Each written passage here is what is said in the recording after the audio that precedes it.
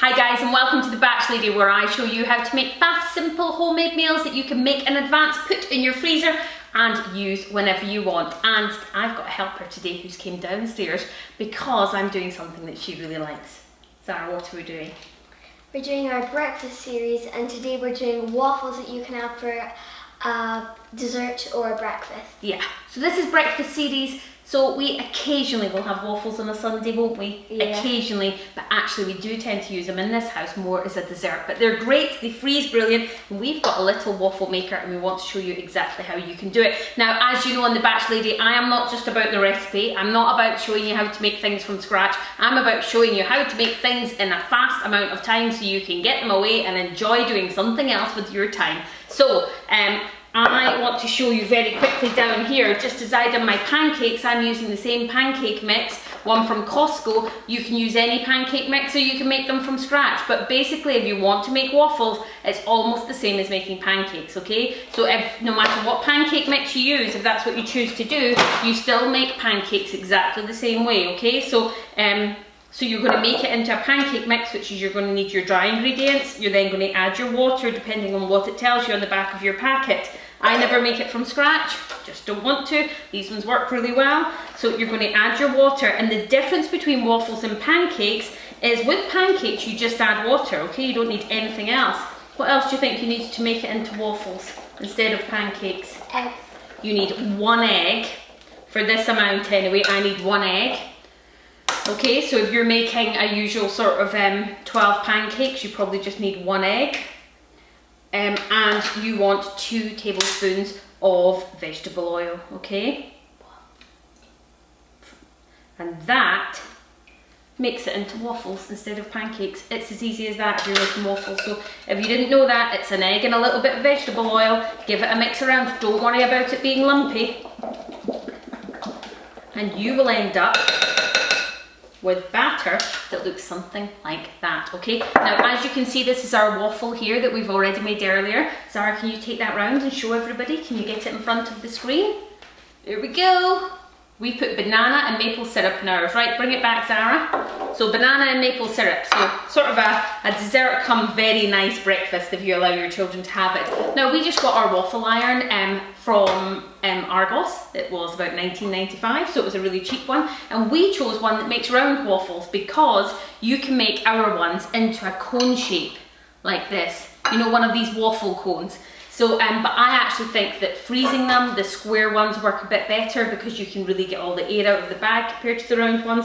But it doesn't really matter. We've already been going with ours and we've made a few. Now, what you need to try to work out, if you buy one of these waffle irons, is you need to try to work out how much you need without it all overfilling. The best top tips I can give you is put your waffle maker on a tray with some kitchen towel underneath it, okay? Because it's going to spill down the side, so just get ready for that. But I know that half a cup, so one of the cups I use, the American cups, half a cup of this makes an exact size waffle without much of it going down the sides, okay? Another thing you want is you want to use a spray.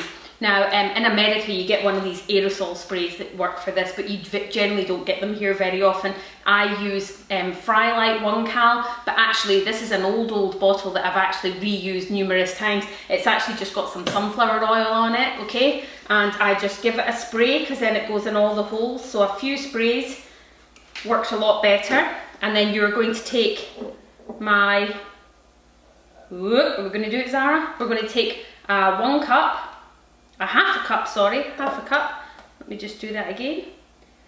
Half a cup and put it directly into the middle of your waffle iron. Don't worry about going all the way around the edges. When you close it up, the machine will do that for you, okay? So basically, you're just doing as we have done when we make pancakes and everything like that. We do them like this, don't we, in a big batch, and we get them ready to put in our freezer bag, okay? And Zara's hoping that she might get one at the end of this video. What do we think? Yeah. Yes. Okay, so as they're cooking, once they come off, you want to put them out to cool. Now, your kids can do this. I allow my kids to do it. You get to make these, don't you? One of the great things that I have ever bought before is this. It's called a toaster tong, okay? It costs $4.95 from Lakeland, and I used to catch my children all the time putting a metal fork in the toaster to try to get a crumpet or something out. They didn't know that you shouldn't put metal into a hot toaster that's connected to the electricity. So I bought these. They've got a little magnet and they stick to the toaster so that the children, if they get anything stuck in the toaster, they can pull it out. Well, they work great as well for things like this. You can leave your kids to do it and they can still turn it over. They're not allowed to touch the hot iron. They just lift up the top and then turn it over. So brilliant, $4.95 from Lakeland. I thoroughly recommend them. Now this waffle maker, it tells you all the instructions on each waffle maker. They're all slightly different. This one you can't open the lid for 4 minutes and it generally takes about 4 minutes to cook them. So what comes out is this, okay? This is a bubble waffle, so you can either use it like a cone and put some ice cream in it, or you can use it for breakfast, as we're going to do. And I want to show you, these are some frozen ones, how we freeze them. Because if you froze them in a big bag, they would all stick together. So instead, you want to get some greaseproof paper, just like when you did the French toast. If any of you have watched my French toast video, you want to get your greaseproof paper and you want to put a waffle down. What do you want to put down next, Zara? More greaseproof paper. More greaseproof paper, and what's next?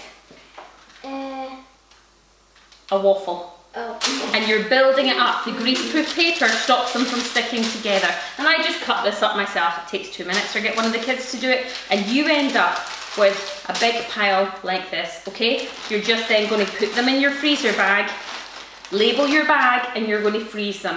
Now, if you've gone to the trouble, like of everything else that I said, you've gone to the trouble of getting out all this stuff, you may as well just make a vat of them. If you've got room in a freezer, if you've got a deep freeze, then you can do it like this.